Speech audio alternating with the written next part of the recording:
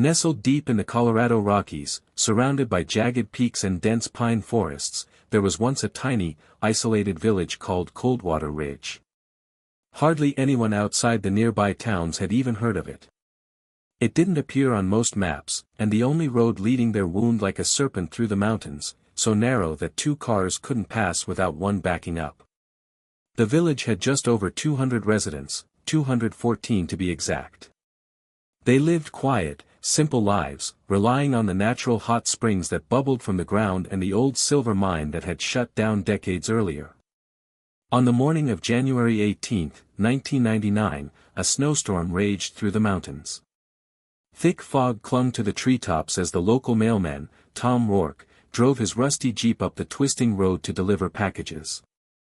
He expected the usual sight, smoke curling from chimneys, kids playing in the snow, and maybe old Mrs. Wheeler waving from her porch.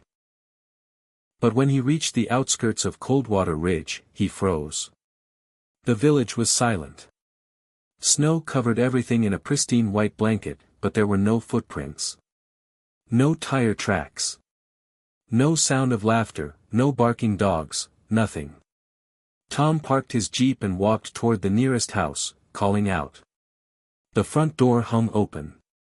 Inside, the fire still crackled in the fireplace. A pot of stew simmered on the stove. 2 mugs of tea sat on the kitchen table, steam curling from their rims. It was as if the family had just stepped outside a moment earlier. But no one was there. Panic rising in his chest, Tom went from house to house. Each one was the same, meals left half-eaten, beds unmade, lights still burning, but completely deserted. In one home, a record player spun silently, its needle hovering above the vinyl. In another, a dog barked furiously from behind a closed bedroom door, starving but unharmed. By the time Tom reached the center of the village, his legs were trembling. In the square stood an old iron bell, mounted on a wooden frame. The bell had been there since the mining days, used to signal emergencies or call the townsfolk to meetings. Now, it swung gently, emitting a faint, haunting chime, despite the air being perfectly still. Above the doorways of several houses, Tom noticed symbols carved into the wood. They were crude, jagged shapes, circles intersecting with triangles, like some kind of primitive star map. None of the villagers had been known for carving, and the marks were fresh, the wood splintered and raw. Tom stumbled back to his Jeep and radioed for help. His frantic report sent local police and emergency services rushing to the scene. By nightfall, state investigators had arrived. They counted every building, every room, and every clue. The total population, 214 people, was gone without a trace. The investigation. The first theory was a mass evacuation, maybe triggered by a gas leak or sudden disaster. But there were problems. No evacuation order had been issued. There were no footprints or tracks leaving the village. Valuable items like jewelry, cash, and vehicles were left behind. Then investigators discovered something even more disturbing. In the abandoned schoolhouse, on the blackboard, someone had written a single word in shaky, chalky letters. Returned. The handwriting didn't match any teacher or student records. Over the next few days, search teams scoured the surrounding forest. Bloodhounds were brought in. The dogs followed the scent of the missing villagers to the edge of the old mine, and stopped dead, whining and refusing to go closer. The mine had been sealed for nearly 30 years, its entrance boarded shut with iron beams.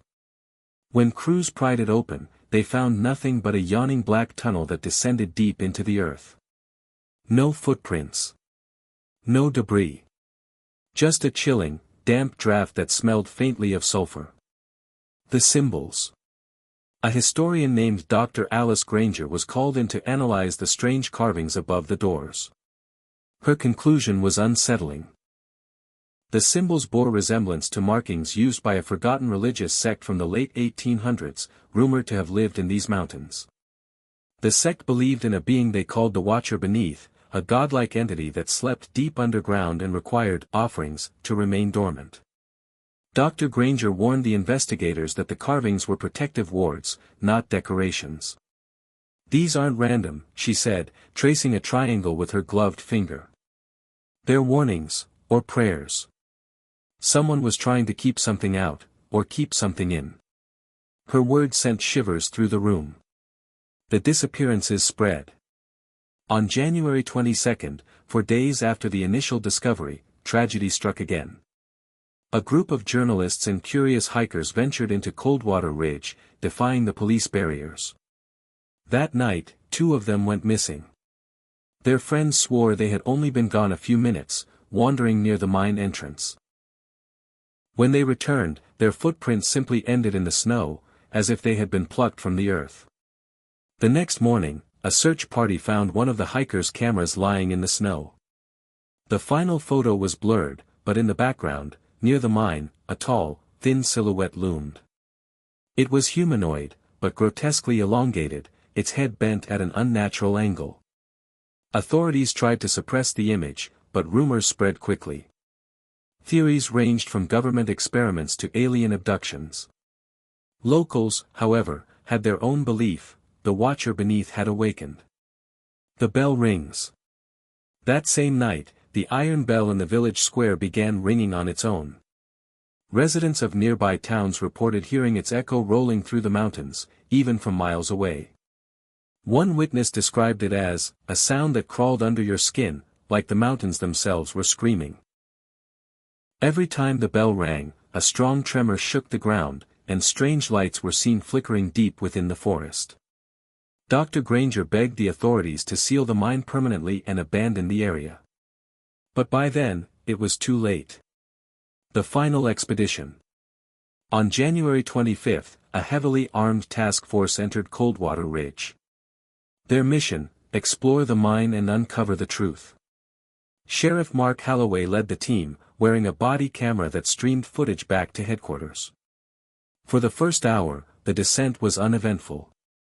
The tunnel walls were damp, covered in strange white fungus. The deeper they went, the stronger the low-frequency hum became, a sound too deep to be natural. Then the radio signals began to distort. Voices broke up with static. Shapes flickered at the edge of the flashlight beams. One soldier screamed as something pulled him into the darkness, his cries cut off mid-breath. The last moments of Sheriff Halloway's footage were chaotic. The team running, lights swinging wildly. A glimpse of hundreds of pale hands reaching from the tunnel walls. And finally, a massive shadow moving in the distance, a comp. Ennied by a voice that was not human, rumbling like the earth itself. Returned. The feed went dead. The task force never emerged. Abandonment. The government quickly declared Coldwater Ridge a hazard zone and blocked all access. Officially, they blamed toxic gases from the old mine for causing hallucinations and panic. Unofficially, everyone who had seen the footage knew the truth: there was something ancient and hungry beneath those mountains. Dr. Granger left Colorado the very next day. Before disappearing into obscurity, she issued a chilling statement. It wasn't a village that vanished. The village itself was the offering. 20 years later. In 2019, hikers reported strange phenomena near the sealed-off area. Distant bell chimes echoing through the fog. Fresh footprints leading into Coldwater Ridge, but none coming out. And most disturbingly, sightings of a flickering glow beneath the frozen surface of the hot springs. One viral photo showed the mine entrance, now buried under a landslide. Carved into the rock above it was a single, fresh word: returned.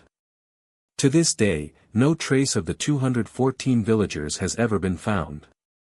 Some believe they were sacrificed to appease the watcher beneath.